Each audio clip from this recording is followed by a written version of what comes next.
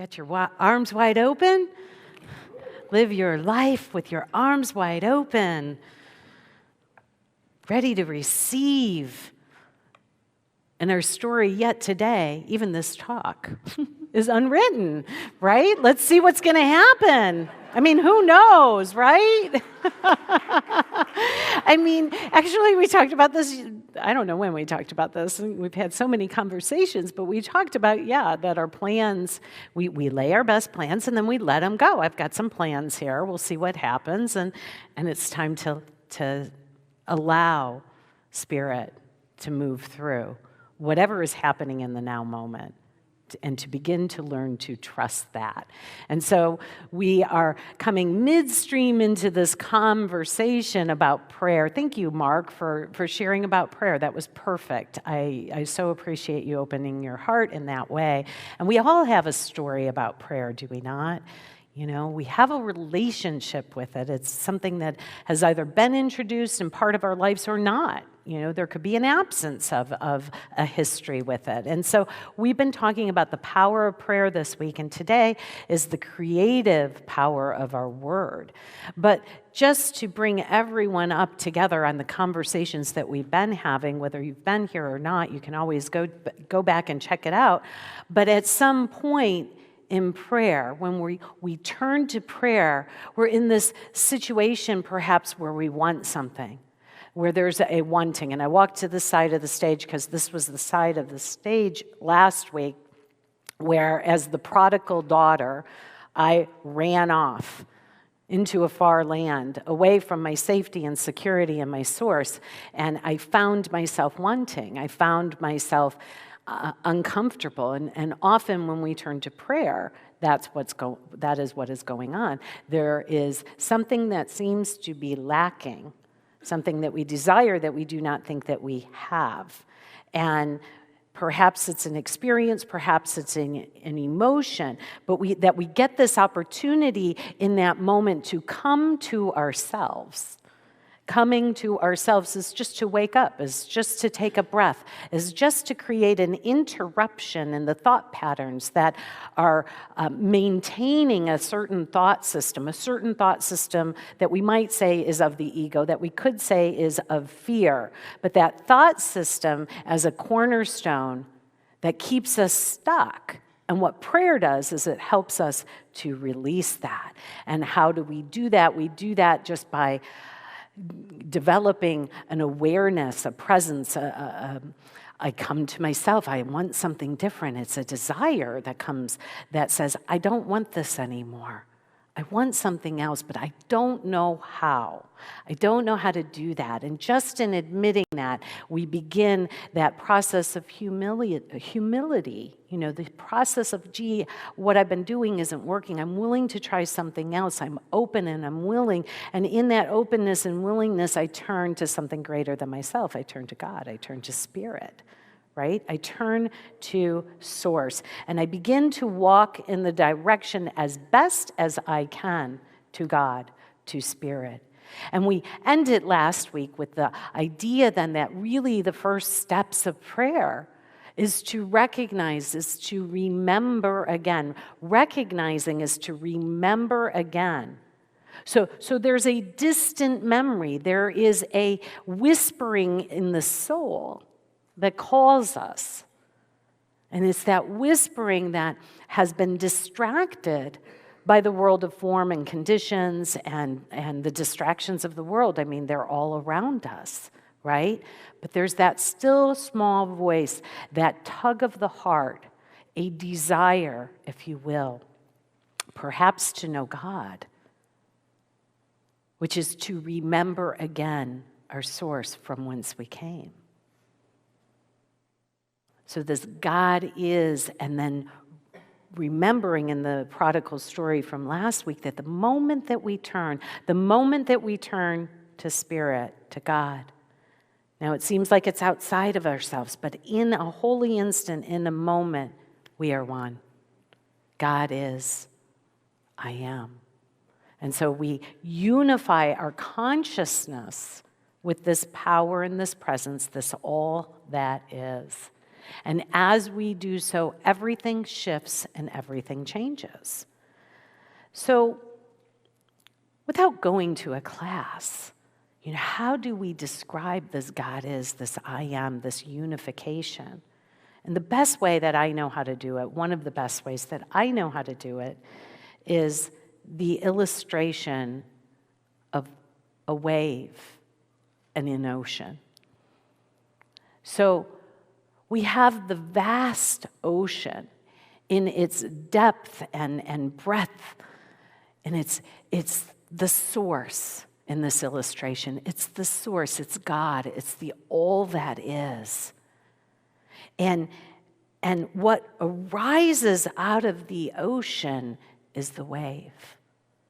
And as it arises out of the ocean, it can be grand and magnificent as that wave. Am I standing in? Oh! Whoa, didn't plan that. How do you recover? As grand and magnificent as that wave. Now, is that wave separate from the ocean? It's not. It's connected. And yet it's expressing uniquely as an aspect of the ocean. But without the ocean supporting it, without the depth and breadth of all that is supporting it, it would be nothing. It would just collapse. It wouldn't exist. Now, thank goodness for each of us that we are as God created us, that we are a thought and an idea in the mind of God. And that thoughts don't ever leave their source. So whether we are dreaming a dream over here of separation or not, we're still that wave to the ocean. Now, we can constrict, we can identify as the grandeur of the wave, which was in the reading. Who are we not to be magnificent? Who are we not to have our arms wide open and to be creative? And to be allowing that creative divine urge within us to express like the magnificence of the wave. Who are we not to do that? We are holy and beloved children of God, of source, of creator, of all that is, right? But in our fearful thinking, sometimes we identify with the very tip of the wave or that little white frothy aspect. And we myopically become focused on that. And we forget that we're connected. And in our fearfulness, we constrict. We play small. We forgot that we're connected, that God is, I am. That consciousness. What connects us from the frothy tip of the ocean to the depth, or of the wave to the depth of the ocean, is our desire. Is the desires of our heart. See, when we're over here and feeling constricted and feeling separate, sometimes we forget the desires of our heart. The first desire is we want things to be different than how we're currently experiencing them. We want something that we think that we lack, and we begin to turn to a source. And that's the first desire of the heart that we have. A prayer without desire does nothing. My experience with prayer was that raised as a young Catholic girl, I was told how to pray. And I was given prayers that were spoken without understanding the meaning of them. Were spoken perhaps without making that connection in the way that we're speaking of here, connecting to the ocean, being in the consciousness of oneness. And so those prayers were often empty. When I can connect to the source of my being, I can say those very same prayers that I thought I cast away when I became enlightened. I can say those very same prayers, and oh my gosh, they are so meaningful. There's so much beauty in them, understood as a connected being with the all that is. So we bring the desires of our heart to this connection with the all that is as the ocean. And we begin to ask, what would I love? What would I love? And begin to ask yourself this week, what would I love? What would I love in my relationships? What would I love in my work setting? What would I love as the playfulness that I do in life? What would I love as my purpose? Begin to cultivate a relationship with the desires of your heart, not as if they are separate from you, but that as they are informing you of the pathway home. Ernest Holmes says that love points the way. We can talk all day long about the law and the way things work, and we will. But love points the way first. Love leads. Desire leads first and foremost. And so beginning to become acquainted with what the desires of your heart are. Not what your parents said you ought to do. Not what your spouse believes that you ought to do, or society. You see, that's the issue. We've been conditioned out of the true desires of our heart. The desire to draw outside the lines that have been given to us, to be bold, to be courageous in our desire. And courageous has its root word in heart. So to be heart-filled in the desires that we cultivate and that we court. Charles and Cora Fillmore in How to Pray write this: a prayer without desire in it, a prayer without sincerity, a prayer without soul in it is a prayer without spirit in it. And it's a fruitless prayer. It's a fruitless prayer. How many of us have prayed feeling disconnected, not sure what to pray for, right? Having the old conditioning that might have said that we were sinners. Have the old conditioning that we must suffer in some way. What if we can let that go and know that there's a benevolent presence that the only thing that it wants is your happiness, your joy? And how we get there and how we connect with it is the desire of the heart space. What would I love? What do I want? So, the image of the ocean, imagine that wave returns. The wave returns to the ocean, and now, because we can do this, because we can shape-shift form, all of a sudden that wave, that big, glorious wave, returns to the ocean, and it shape-shifts into a pond. We can do that. We can play that way, can't we? Our minds are that magnificent. So now we're in a pond. Got a lot of water going on in my talk today, which is good. So now we're at a pond. You know, one of the things I noticed since moving here is that there are reflecting ponds everywhere. There are. And if you catch them early enough or late enough, they're still, because most of them have a fountain in them, right? But if you catch them early enough and late enough, they're still. And they reflect. Everything is an echo of God. That pond reflecting tells us that it is a reflective universe. It's a reflective universe, and so I understand why people sit at ponds and they reflect. It's perfect. I love it. I sit by one every morning and every night right now, and I'm loving it. It's like that. Wow, look at the reflection of the sunset or the sunrise. I mean, it's just wonderful. It's beautiful. It's peaceful. That's what our consciousness is like. Our consciousness can be in this God is, I am, and we're courting what we desire.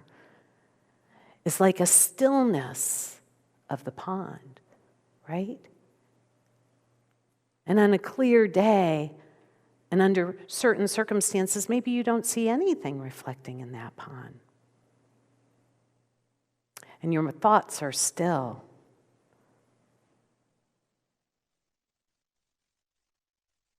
But remember, our thoughts are things. So every thought that we think, I got a prop. This was a last minute thought. I love these stones. Thank you, Linda, for getting them. You got them for World Day of Prayer. I used them yesterday in the whatever I was doing yesterday, the workshop. And I thought, I'm going to use one of them today. And so you're by this pond. And it's clear, it's crystal clear, like your consciousness can be in that stillness. And this represents a thought. And you're going to drop it into the pond. And what happens? It ripples out. It ripples out. Do we have that one? I'm telling you, it's going to ripple out. It's gonna. There it is. I told you. Thank you, Caitlin. It ripples out. That's what our thoughts are.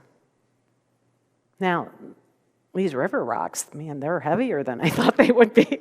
You have a whole bunch of them. You're carrying around a whole bunch of thoughts, right? But we go to the crystal clear pond. That's why we meditate. That's why we clear. But when we're over here and things seem like they're lacking and we're wanting something different, these thoughts are kind of negative, aren't they? They say things like, I'm not enough. They say things like, life is hard and then you die. What other kinds of things do they say?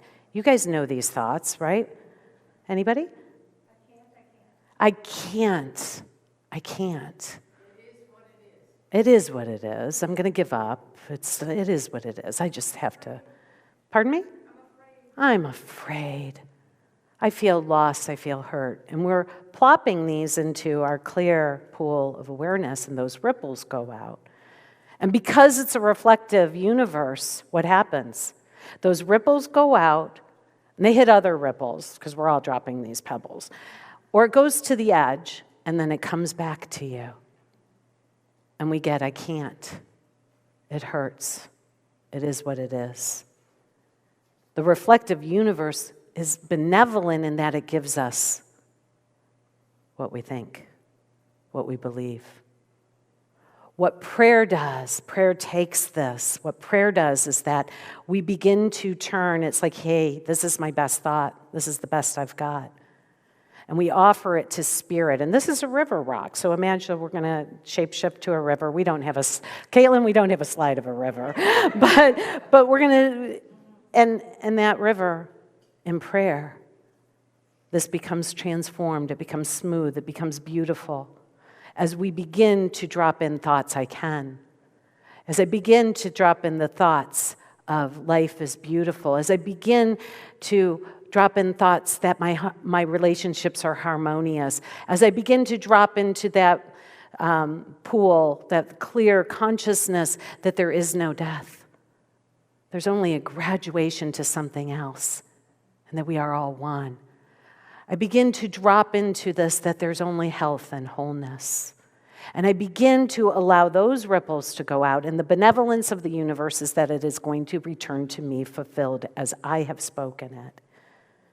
And so that is what prayer is, and that is what prayer does. And so the invitation is that when we're over here and we have those negative cornerstones that keep us stuck, those negative thoughts that we have been so committed to.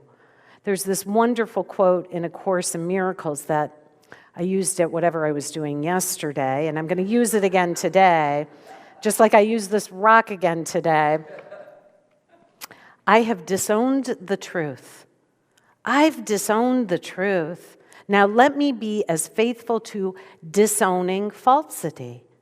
Let me be as faithful to disowning this. Whatever suffers is not a part of me. Whatever suffers is not a part of us. God's not doing it to us. God's not making it happen. We're not being punished, but by our own thought system.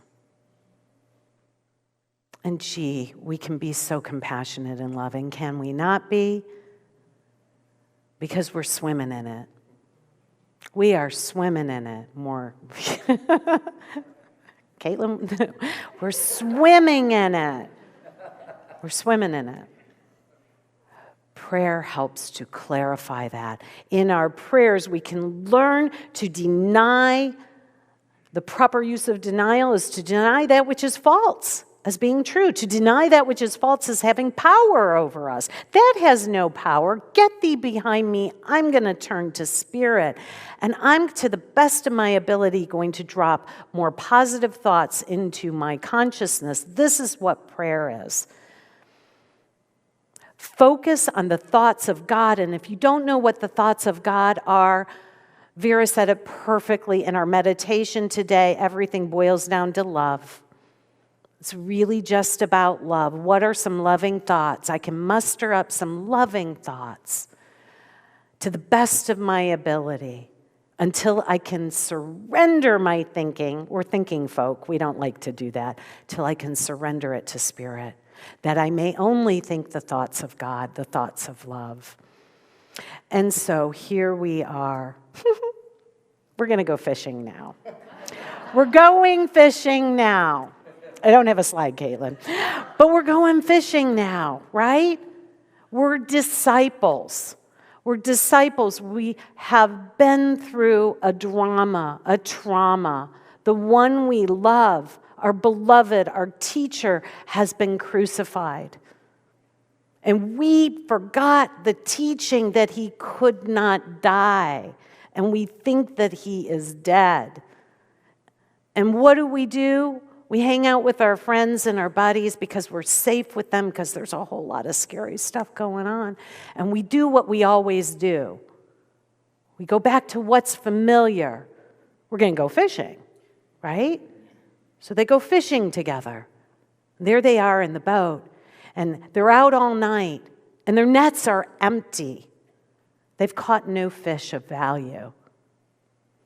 And they see a figure in the distance.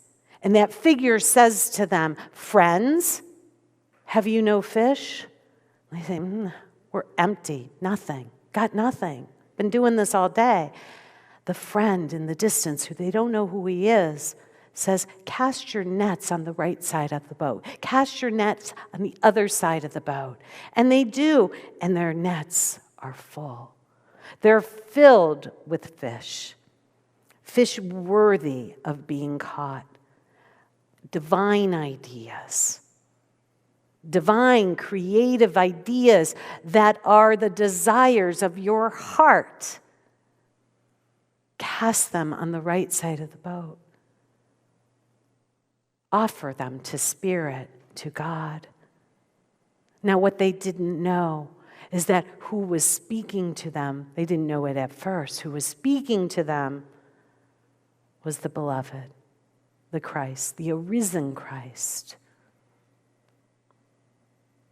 in the form that they needed so that the body eyes could perceive and see and hear something different. Charles Fillmore says that prayer is the most highly accelerated mind action known. It steps up mental action until woman's consciousness synchronizes with the Christ mind. What's the Christ mind? The Christ mind is the Word of God. The Christ mind is that wave to the ocean. The Christ mind is you awakened to your identity. It is the language of spirituality, and when developed, it makes you master in the realm of creative ideas. Master in the realm of creative ideas, the desires of your heart, your story so far unwritten. You get to write something new. And in prayer, we can begin to be guided by allowing love to point the way. Love to point the way, the desires of our heart, until it collapses into one desire and one desire only. So everybody who's perplexed, like, well, what do I desire? Try this one on. The only relationship of value is your relationship with Spirit, relationship with God. All those other desires of your heart will be revealed to you. Will be revealed to you. So I want to share one of the most ascended beings that I know. One of the most ascended beings that I know. Her name is Isabel. Did you get her up there? There she is. There she is. That's our little girl, Isabel. Now, look at her. What's she focused on? Now, she's focused on a light. It's a heater. It's a little heater. Like, you guys don't know anything about that here. But in some parts of the world, you need these. That's little Isabel. When we got her, it was cold, and she was left or lost, and she came to be with us, and we had one of those in the house. And she just loved that. Let us be like Isabel to what we used to call the sun god. Isabel, if you notice, she's got her two little paws touching it. Sometimes she would have all four. I can't really do that here, but imagine like all four of her little paws, like she was in a relationship with the sun god. And it gave her what she wanted. Warmth, a sense of security. You see her food bowls right there, her little play toys right there. Everything that she wanted. She's keeping the main thing the main thing. And so in our prayer practice, let us keep the main thing the main thing. You know, life is easy. Are they not little masters? I mean, they are. There are angels. They reflect to us basic, easy principles that we have complicated because we can think so much.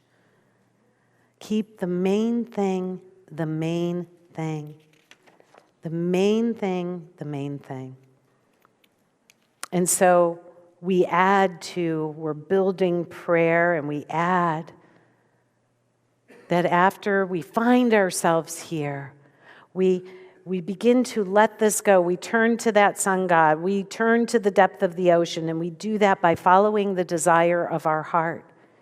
And as we do that, we ask, what is the truth? And Spirit will guide us. Spirit being you. Your divine right mind guides you. And so there's a summary slide that summarizes all of prayer for us. And that's what we're doing. But let the desire of your heart, let the truth of your being, what is the truth? God and I are one. And let us come back to that in prayer.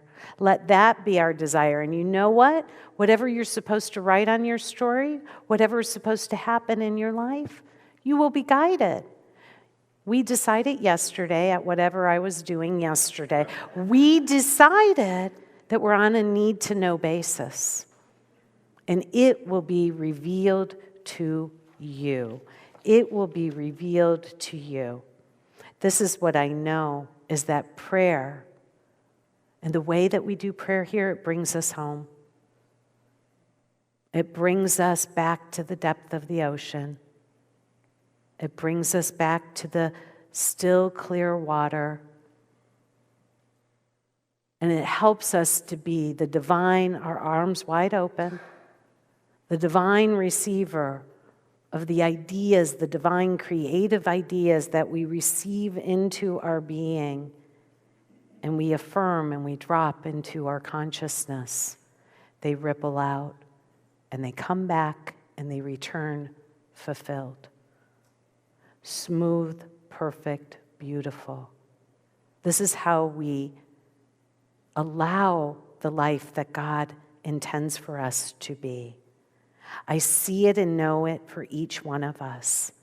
beauty, intelligence, magnificence, divinity, happiness, joy, playfulness, health, wholeness, a sense of well-being. This is what I know, this is what I claim, and this is what I say, and so it is. And this is what we will celebrate as we close this conversation next week. I love you. Thank you for being here. Amen. Thank you. Thank you. Thank you. Thank you. All right.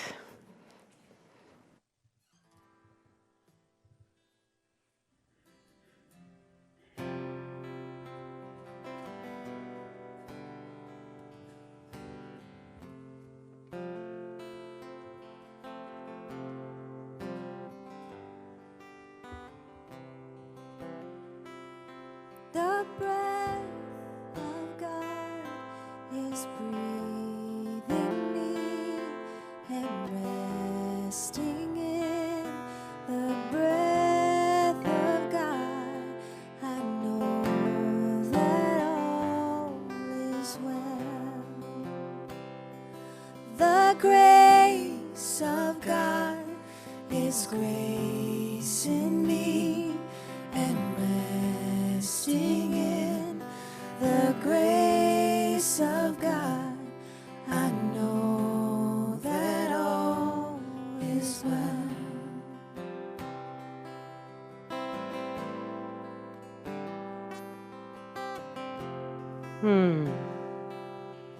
And so in the clear pool water of this consciousness that is established here, crystal clear, pristine, I know that God and I are one. Love and I are one. Peace and I are one. Joy and I are one. And as I know this, the grace of God has full sway with my life, with my affairs, with everything that is occurring in the vicinity and all around me, that there is a power and a presence that I have called forth from within and all around, that is benevolent, that is pure, that is good. And as I open my arms wide to receive and to allow, I accept this in and as my life. I accept this divine identity as who I am. I remember that I am a divine idea in the mind of God, and that thought, that this idea, that this source, that I do not leave this source ever. That I abide in this, that I am safe, that I am well, that I am healed, that I am whole, that all things good, the kingdom of heaven, the realm of ever-expanding good is available here and now, right now. That this is a now system. And so I anchor in this consciousness, and I allow this song to carry me further and deeper into this prayer.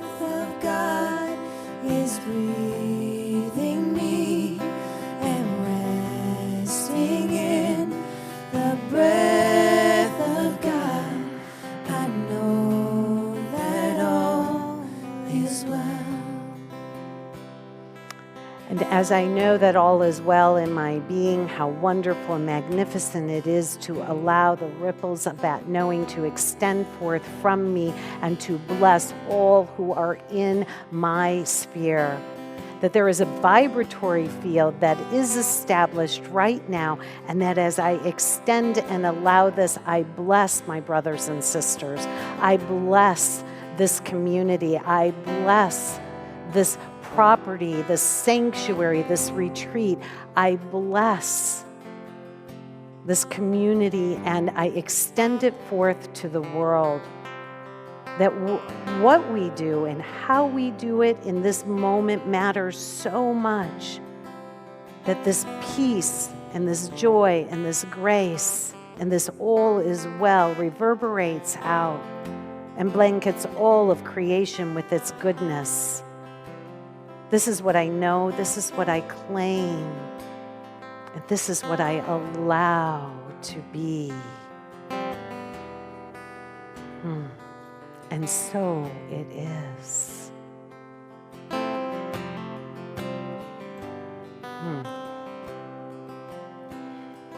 The breath of God is breathing me and resting in the breath of God.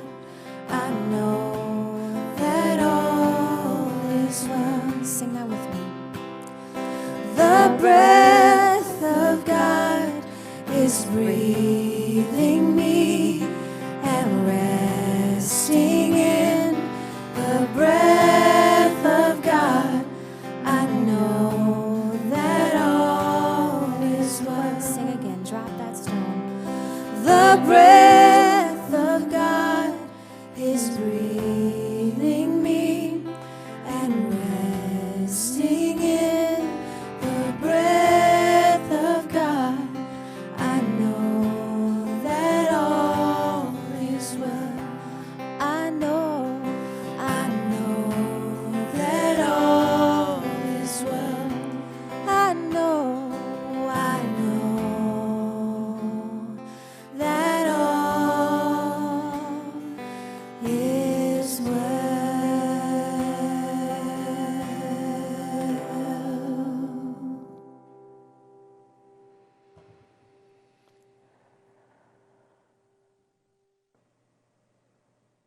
Feel that. Just feel that.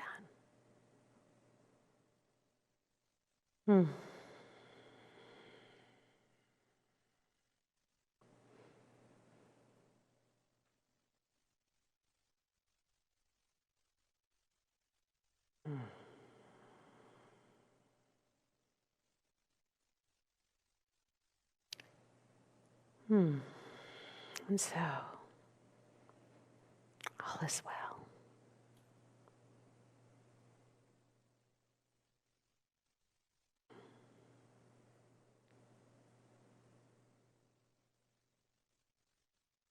I can't do it.